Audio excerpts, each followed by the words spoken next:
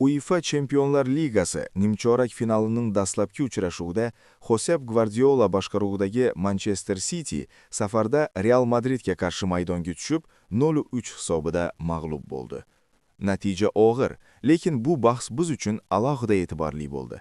Hamyurtimiz Abduqodir Husonov o'yinni asosiy tarkibda boshlab, to'liq 90 daqiqa maydonda harakat qildi. Madriddagi bunday katta bosimli to'qnashuvda himoyachi uchun har bir mayda detal muhim.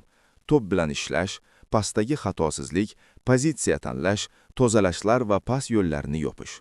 Husonov ham aynan shunday ko'rinmas, lekin og'ir vazifalarni bajardi. Uning statistikasi ham buni ko'rsatib turibdi.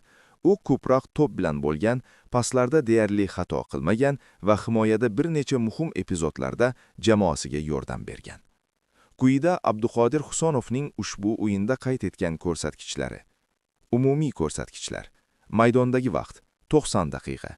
Aniq paslar 86/91-95%. Yaratilgan imkoniyatlar 0. Zarbalar 0. Hujumdagi harakatlar, teginishlar 105 ta. 3-chi zonaga paslar 13 ta. Aniq uzoq paslar 0/1 0%. To'pni yo'qotish 2. Himoyadagi ish. To'pni olib qo'yish, tackle 1. Tozalashlar, clearances 4. Pasni kesish 4. To'pni qayta qo'lga kiritish 1. Duellar, yerdagi duellar 2/5 40%. Havodagi duellar 0/0. Unga nisbatan qoida buzilgan 1. Follar qilgan 0. Ko'rsatkichlardan kelib chiqsa, Husonov bugun asosan to'pni xavfsiz chiqarish va pas yo'lini o'qishda foydali bo'lgan. 105 ta teginish va 95%lik aniq pas bu himoyachi uchun juda baland daraja, ayniqsa Bernabeuda.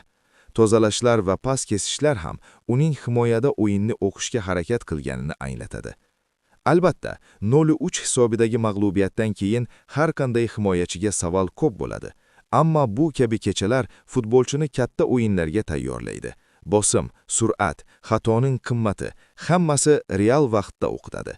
Endi javob uchrashuvida Cityga ham, Husonovga ham yana bir katta imtihon kutib turibdi. Kamchiliklarni tuzatish va o'yinni boshqacha ssenariyga burish.